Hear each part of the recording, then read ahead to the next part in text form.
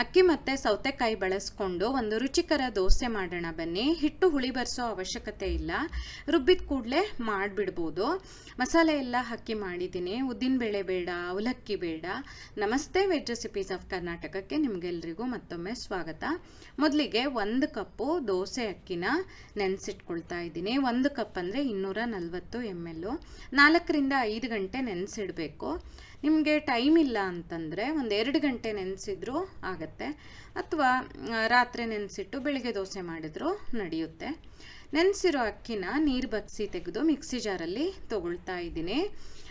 ದೋಸೆ ಅಕ್ಕಿ ಅಂದರೆ ಈ ಇಡ್ಲಿ ರೈಸ್ ಅಂತ ಬರುತ್ತಲ್ಲ, ಅದಲ್ಲ, ರಾ ರೈಸ್ ಅಂತ ಸಿಗುತ್ತೆ, ಅದನ್ನು ಹಾಕ್ಕೊಳ್ಬೇಕು.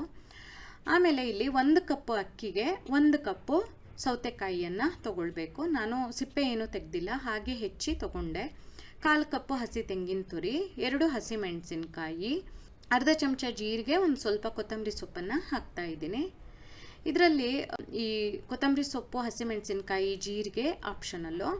ಅದು 3 ಹಾಕದೆ ಖಾಲಿ ಅಕ್ಕಿ, ಸೌತೆಕಾಯಿ ಮತ್ತು ತೆಂಗಿನಕಾಯಿ ಹಾಕಿನೂ ದೋಸೆನ ಮಾಡ್ಬೋದು.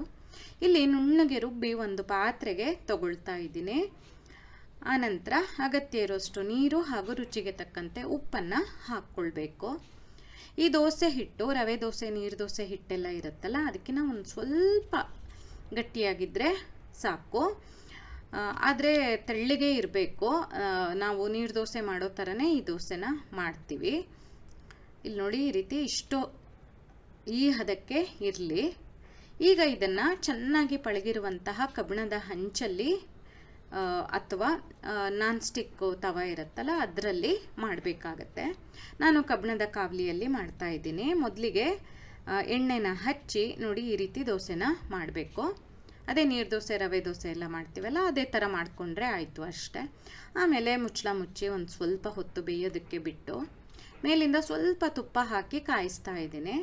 ನೀವು ತುಪ್ಪ ಬೇಕಾದರೂ ಹಾಕ್ಬೋದು, ಎಣ್ಣೆ ಬೇಕಾದರೂ ಹಾಕ್ಬೋದು, ಅಥವಾ ತುಪ್ಪ ಎಣ್ಣೆ ಎರಡೂ ಹಾಕದೆ ಹಾಗೆ ಬೇಕಾದರೂ ಮಾಡ್ಬೋದು. ನೋಡಿ, ಹೀಗೆ ಒಂದು ಸ್ವಲ್ಪ ಹೊತ್ತು ಕಾಯಿಸಿದ ಮೇಲೆ ತೆಗೆದ್ರಾಯ್ತು. ತೆಳ್ಳಗೆ ಎಷ್ಟು ಚೆನ್ನಾಗಿ ಬರ್ತಾ ಇದೆ ನೋಡಿ, ಮೃದುವಾಗಿ ಬರುತ್ತೆ. ಅಂದರೆ ನಾರ್ ಥರ ಅನಿಸಲ್ಲ, ಗಟ್ಟಿ ಗಟ್ಟಿ ಅನಿಸಲ್ಲ.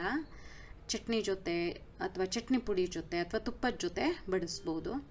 ಇನ್ನು ತೆಂಗಿನಕಾಯಿ ಮತ್ತು ಬೆಲ್ಲದ ಜೊತೆ ಬಡಿಸೋದು ಕೂಡ ರೂಢಿಯಲ್ಲಿದೆ, ಹಾಗೂ ಬಡಿಸ್ಬೋದು. ನೀವು ಮಾಡಿ ನೋಡಿ. ನಿಮ್ಗೆ ಈ ವಿಡಿಯೋ ಇಷ್ಟ ಆದಲ್ಲಿ ಲೈಕ್ ಮಾಡಿ, ಶೇರ್ ಮಾಡಿ, ಕಮೆಂಟ್ ಮಾಡಿ, ಹಾಗೆ ನಮ್ಮ ಚಾನಲಿಗೆ ಸಬ್ಸ್ಕ್ರೈಬ್ ಮಾಡೋದನ್ನು ಮರಿಬೇಡಿ. ಧನ್ಯವಾದಗಳು.